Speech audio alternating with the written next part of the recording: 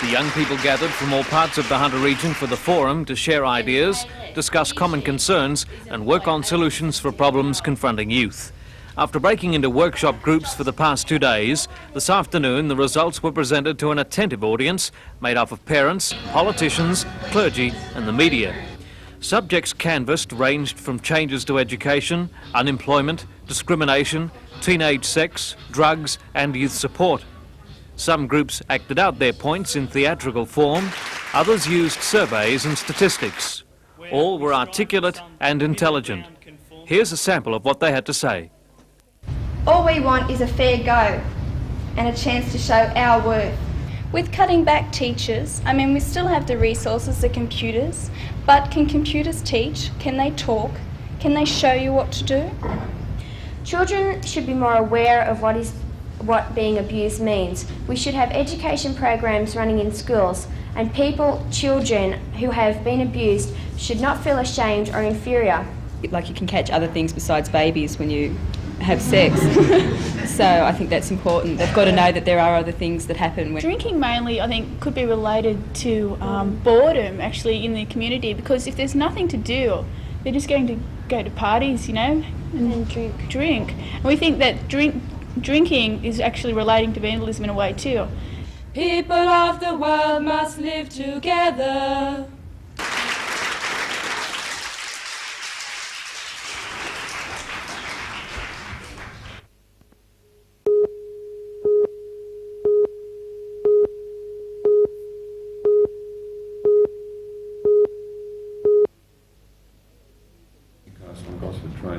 The ALP can ill afford to lose Port Stephens, and today's book launch was a clear first salvo in the Labor Party's campaign. 100 Broken Promises underscores its theme that the government's overwhelming majority has lowered its sense of responsibility to the voters. Mr Carr says the state needs a strong opposition.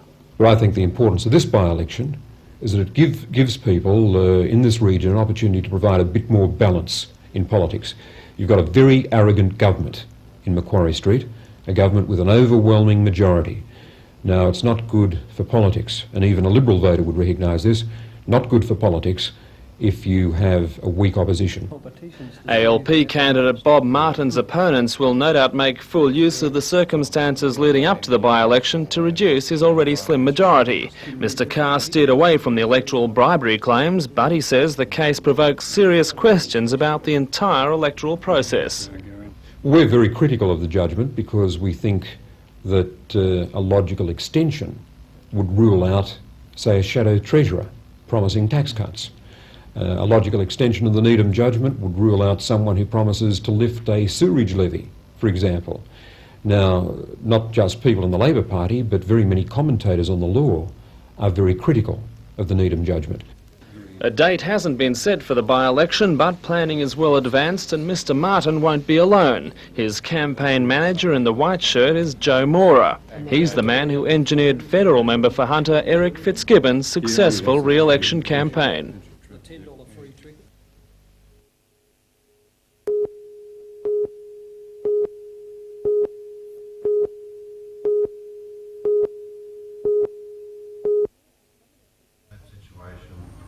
Every year, a prominent Australian is chosen to give the Harriet Lecture, an event aimed at advancing liberal thought and social justice. This year, it was Bob Bottom who held the floor, the investigative journalist well noted for his tireless campaign against organised crime.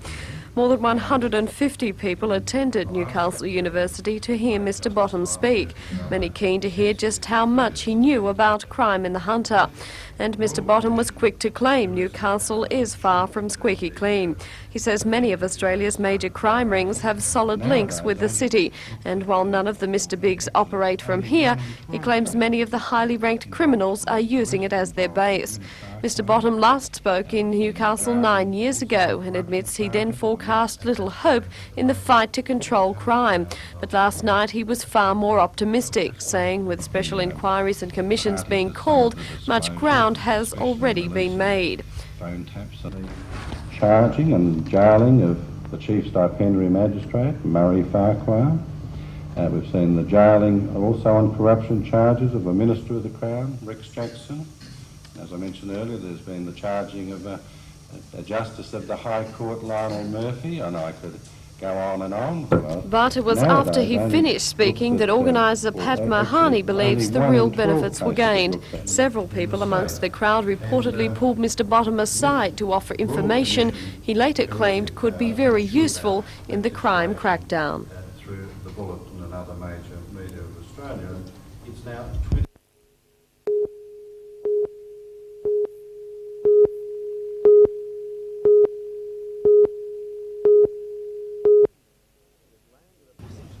With land at a premium, the sight of campers squatting on preferred subdivisions is all too familiar. About 40 campers were at Fingal Bay waiting for the sale of 60 Landcom blocks. Conditions there were far from comfortable. There's a few pregnant women here and young families and whatever, and you know, it's sort of, you know, they want to move into a house, and at the moment we're not really sure when the sewer and power is going on. We don't know prices or anything. We're just sitting it out for a block. There's no land available. There's only this one here that they have developed at the moment. There's stacks of land, but nothing developed as yet.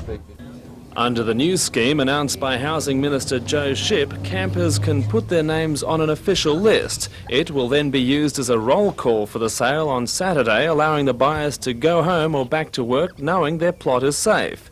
Clearly, the list is only available on the day the sale is officially announced, but many people on the subdivisions had heard rumours of the sale dating back as far as Easter. I came on Sunday morning expecting to come next Saturday morning to buy a block, but instead in the afternoon there were a couple of people queuing up. I went home thinking that they were the only two idiots that were going to queue up, and then I found out that there were more there the next day. So I packed my bags, I was told to bring a tent along, and I came along and camped.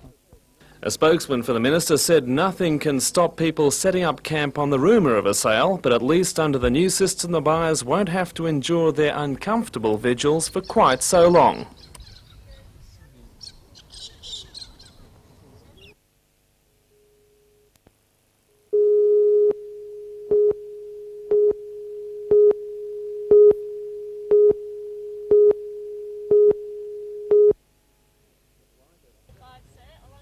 The flight of 7 Hornets is the first of the new F18s to be permanently based outside Williamtown. A total 18 fighters are bound for Tyndall in the heart of the Northern Territory, where a complete fighter base is waiting with facilities for 800 ground personnel and hundreds more wives and families. Tyndall is a key part of the federal government's white paper on defence of the Australian mainland. A 75 squadron is likely to be the premier fighter squadron in Australia now, and because we're deployed closer to where a likely threat will be coming from, we'll be closer to the action.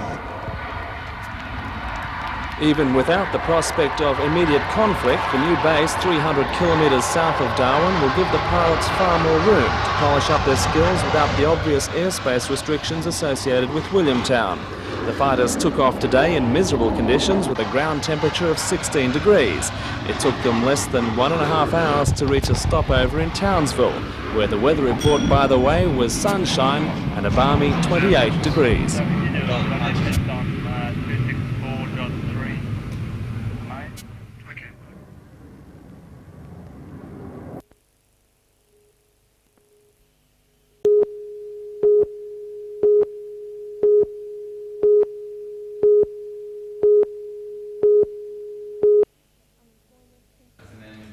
Unemployment continues to be a problem at Windale and Gateshead. Last night was a chance for the Mayor to hear firsthand the problems encountered by the youth of the region. Insufficient skill for the type of work being offered in the area continues to be a hindrance. However, after last night, the young people who attended are now aware of support schemes being offered to address the issue, while pointing out that Lake Macquarie development projects such as the Caves Beach Resort and the theatre complex at Charlestown may provide longer-term employment opportunities. The Mayor did recognise the need for the young to know more about support schemes and has proposed an information expo in the Windale-Gateshead area. The Lake Macquarie Youth Council has accepted the unemployment issue as its major project for 1989, and this meeting was a positive step in discovering where the problems lie. And he gets $280 a week off the dole. Without the benefits, he cannot.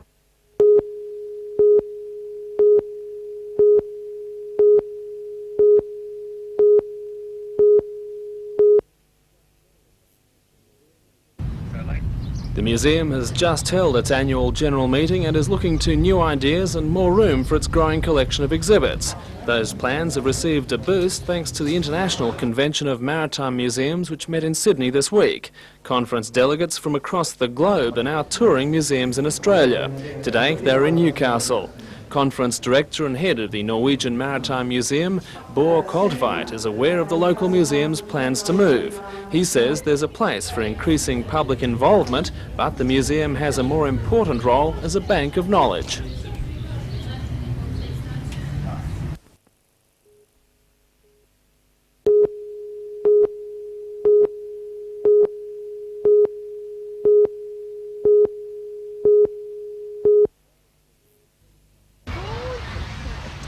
Today's waves were a big improvement on Saturday's almost flat conditions. The Steel City Classic is the highlight of the Australian Malibu circuit and also the biggest longboard contest in the world. The main event, the Open Final, featured the world champion Stuart Entwistle of Manly. However, it was to be the in-form Frank Latter of the Long Reef Club in Sydney who would win. He had also won the previous event, the Masters Final for over 40s. Second in the Open was local Steel City Club member Steve Butterworth, who relegated Entwistle to third.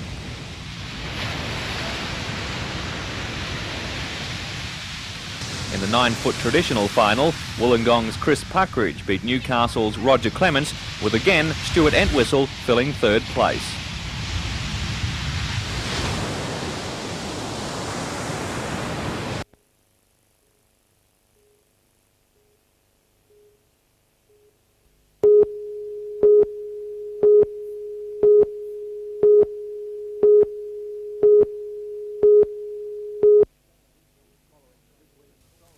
Following the big win in the solos by Cessnock rider Chris Watson last week, attention this week turns to the sidecars. Always a favourite with Speedway fans, there's guaranteed to be plenty of action with the heads down, tails up approach of these riders and their passengers.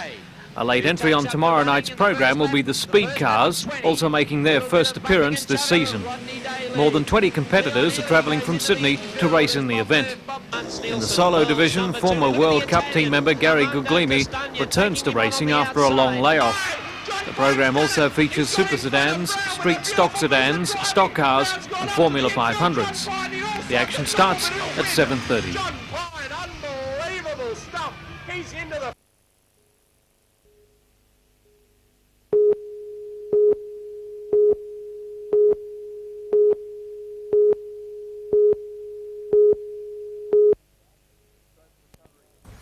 The Stroke Recovery Hunter Outreach, a part of the Wood Rising Neighbourhood Centre, is trying to make the hunter a healthier and more comfortable place to live.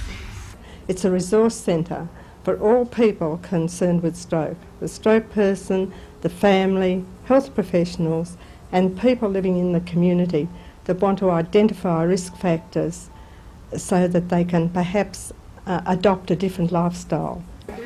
Lorna Houston ought to know about strokes. 12 years ago, as a 56-year-old occupational therapist, she too was struck by one. With this experience, plus researching 2 books, she understands the magnitude of the problem. Life is different, but if I had stood in front of that door trying to open it to the life I had before, I'd still be standing there. There are some frightening statistics for stroke in this country. 31,000 Australians will have a stroke this year. 12,000 will die. Behind cancer and heart attacks, it's the 3rd greatest killer. This centre will be a base for the 7 stroke clubs in the area, and with its voluntary labour on a shoestring budget, there is now extra help for stroke victims in the Hunter. Recovery is so slow and the whole family are affected by it, and not just affected for a few weeks or a few months, but perhaps for the rest of their lives. So it is completely different to heart attack, and yet quite often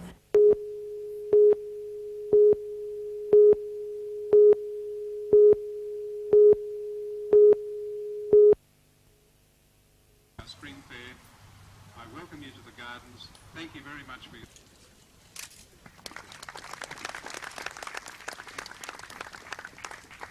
Plaque unveiled by Mr. McLaughlin. Ladies and gentlemen, President of...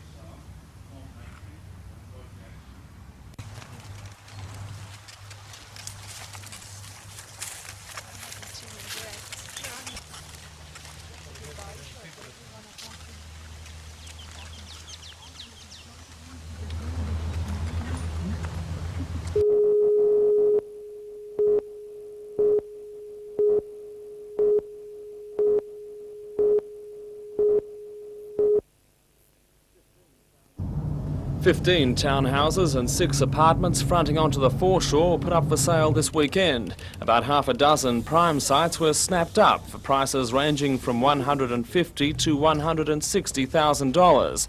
This evening, 9 had been sold, but interest was tapering off. Landcom makes no secret of the original design of the buildings as low-income public housing projects, but the location has proved an attractive drawcard. Most of the sales have been to professional people or middle-aged and elderly buyers looking for investment, but others are disappointed with the prices. I don't know as far as the actual place is concerned. I don't think it's worth the money that they're asking for it. I'm not terribly impressed with it, no. The houses are adjacent to about 80 units still allocated for public housing. Joe and Colleen Geiselhardt have been on a government housing list for 2 years. They have no complaints about those units. I think they're quite nice, actually, to be honest. Yeah. Close to the city? Yeah, close to the beaches too. The Department of Housing expects all 21 townhouses and apartments to be sold, netting about $3 million.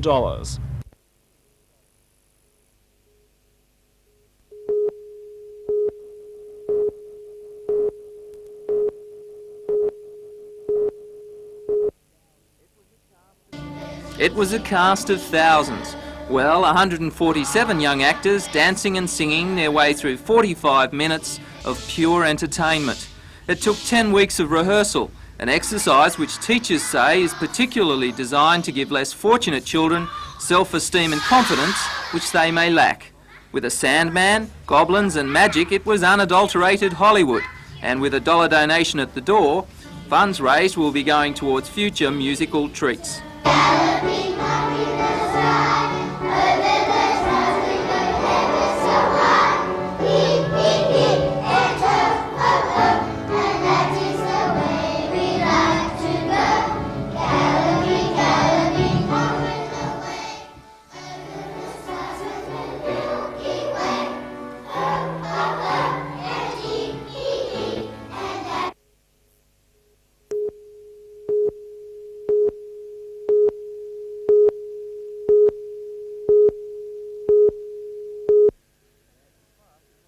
Nancy Clark is one of 15 American scientists in Australia for Brisbane's Expo. She was in Newcastle today as a guest of the Hunter Institute to discuss how nutrition affects an athlete's performance. Nancy says regardless of whether they are tennis players or weightlifters, there is a simple formula for fitness. Exercise builds muscle, and in order to have the energy to do the exercise, you need to eat carbohydrates such as cereal, fruit, juices, potato, rice, pasta. And it's those energy-producing foods that give you the energy to do the exercise that does build the muscles. What about the students were encouraged to voice their opinion, and along the way, ideas such as too much water consumption causes stitches and cramps are caused by a lack of salt were dismissed as furphies. Nancy says every person, not just an athlete, should be diet conscious, and while pizza is okay, it's a question of moderation. I teach people how to have their cake and eat it too, how to have some butter and also eat a low-fat diet. It's important to look at the whole day's intake. For example, if you're having buttered toast at breakfast, then perhaps at lunchtime you have a low-fat lunch and you have a sandwich without mayonnaise or butter on it. If at dinner time, if you're having